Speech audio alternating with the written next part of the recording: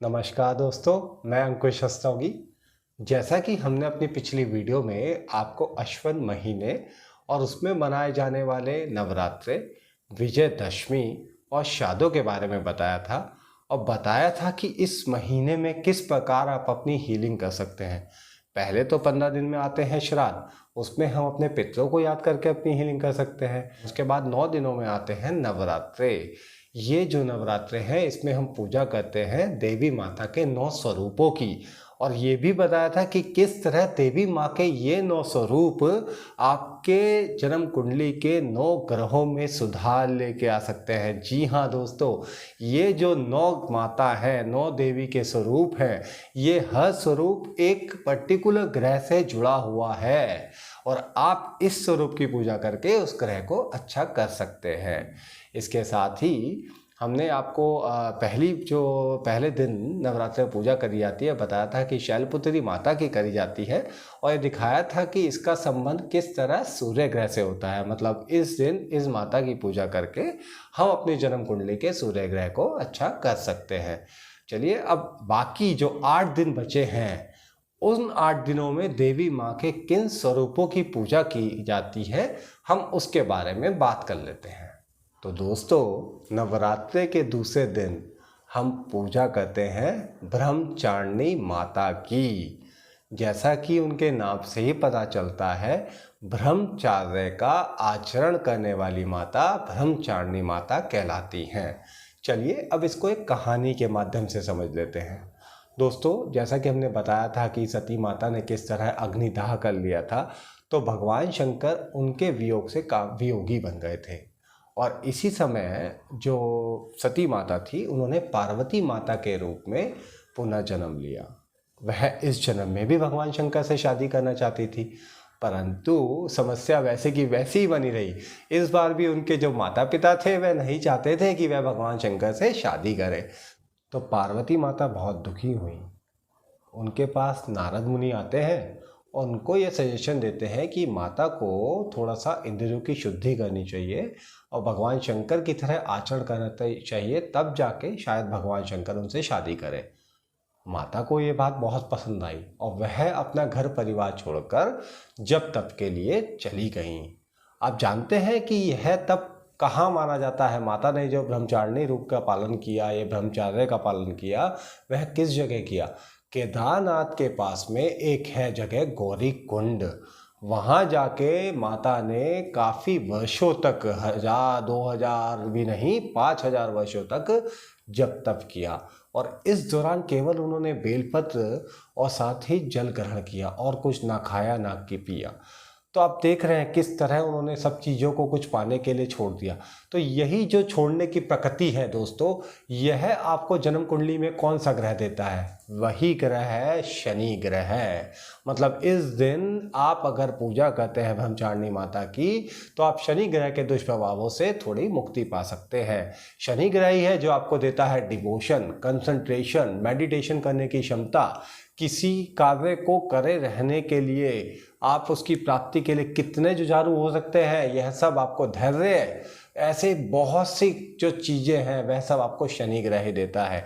तो शनि ग्रह को कभी नेगेटिव तौर पे नहीं देखना चाहिए, क्योंकि ये एक ऐसा ग्रह है, देखिए ये थोड़ा क्रूर ग्रह तो है, तो ये आपको दुख तो देगा, दुख देगा, परंतु आगे आने वाले सुख के लिए।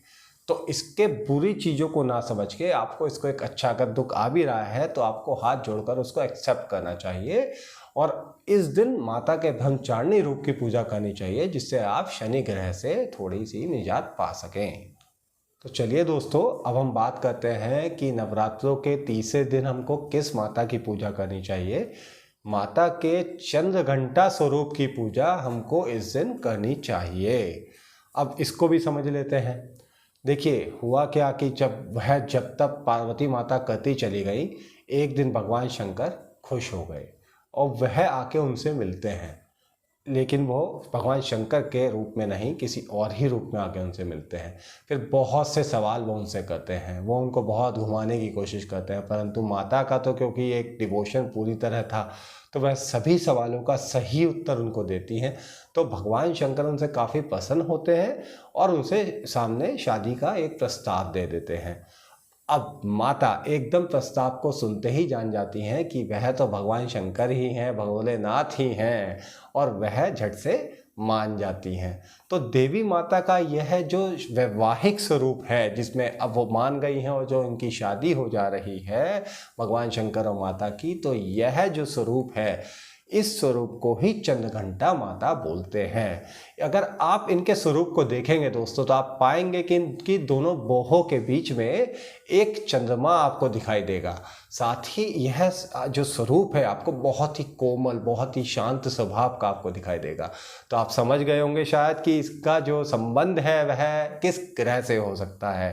दोस्तों, इस स्वरूप का संबंध सीधा बनता है चंद्रमा से, और चंद्रमा ही है। जब देखिए कुंडली मिलान भी होता है जब शादी के लिए, तो आप दोनों के नक्षत्रों को देखते हैं, लड़के लड़की के, साथ ही आप दोनों की राशियों को देखते हैं। तो यह जो कोमलता है यह भी आपको चंद्रमा ही देता है। साथ ही आपने देखा होगा कि लड़कियां जो है 16 सोमवार के व्रत रखती हैं। अब वो 16 सोमवार के व्रत ही क्यों रखती है, वो भी तो रख सकती थी। तो बेसिकली वो शादी का जो उनका जो वैवाहिक जीवन है, पहले तो उनको एक मन मुताबिक पति मिल जाए, साथ ही वो इसलिए रखती है कि उनका जो वैवाहिक जीवन आने वाला है वह काफ़ी अच्छा जाए। तो माता का इस दिन यह स्वरूप आपको दर्शाता है कि आप किस तरह अपने चंद्रमा को अच्छा कर सकते हैं और वैवाहिक जीवन को भी अच्छा कर सकते हैं। तो अब जान लेते हैं कि नवरात्रे के चौथे दिन हम किन देवी माँ के स्वरूप की पूजा करते हैं। तो चौथे दिन हम पूजा करते हैं कूष्मांडा माता की। यहाँ यह 3 शब्दों से मिला हुआ है। पहला है कू मीन्स लिटिल, ऊष्मा मीन्स एनर्जी, और अंड मीन्स एग। मतलब ऐसा है कि माता के गर्भ में पूरा ब्रह्मांड समाया हुआ है। ये एक ऐसा अंडा है जो पूरी तरह एनर्जी को कैरी फॉरवर्ड कर रहा है। तो दोस्तों, ऐसा माना जाता है कि एक समय ऐसा था कि इस ब्रह्मांड में पूर्णतः अंधकार था। उस समय बिल्कुल भी रोशनी नहीं थी और सब जगह केवल नकारात्मकता ही थी।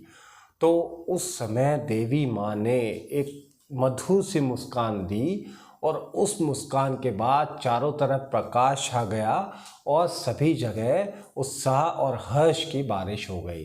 तो मतलब ये है कि इन देवी माँ के स्वरूप को हम अगर जोड़ सकते हैं तो वो जोड़ सकते हैं गुरु ग्रह से। अगर आपको गुरु ग्रह के बारे में डिटेल्ड वीडियो चाहिए तो नीचे हम कमेंट सेक्शन में दे रहे हैं, जो हमने पूरी वीडियो एक पहले भी बना रखी है। तो गुरु ग्रह क्या होता है? गुरु एक ऐसा ग्रह होता है जो आपके जीवन से अंधकार को पूरी तरह दूर कर देता है, साथ ही आपके जीवन में हर्ष और उल्लास भर देता है। यह गुरु ही है जो इस ब्रह्मांड की उत्पत्ति का कारक ग्रह माना जाता है। जब भी आप संतान प्राप्ति की बात करते हैं तब भी आप क्या देखते हैं? तब भी आप सबसे पहले गुरु ग्रह को ही देखते हैं। जब भी आप वैवाहिक सुख की बात करते हैं या किसी भी सुख की बात करते हैं तो आप सबसे पहले किसको देखते हैं? गुरु ग्रह को ही देखते हैं। तो कुष्मांडा माता का यह स्वरूप आपके जन्म कुंडली के गुरु ग्रह को अच्छा करता है, और अगर गुरु ग्रह बिगड़ा हुआ होता है तो आप समझ ही सकते हैं उस अंधकार की तरह जो देवी माँ ने ख़त्म किया था वह बढ़ता जाएगा, वो नकारात्मकता बढ़ती चली जाएगी।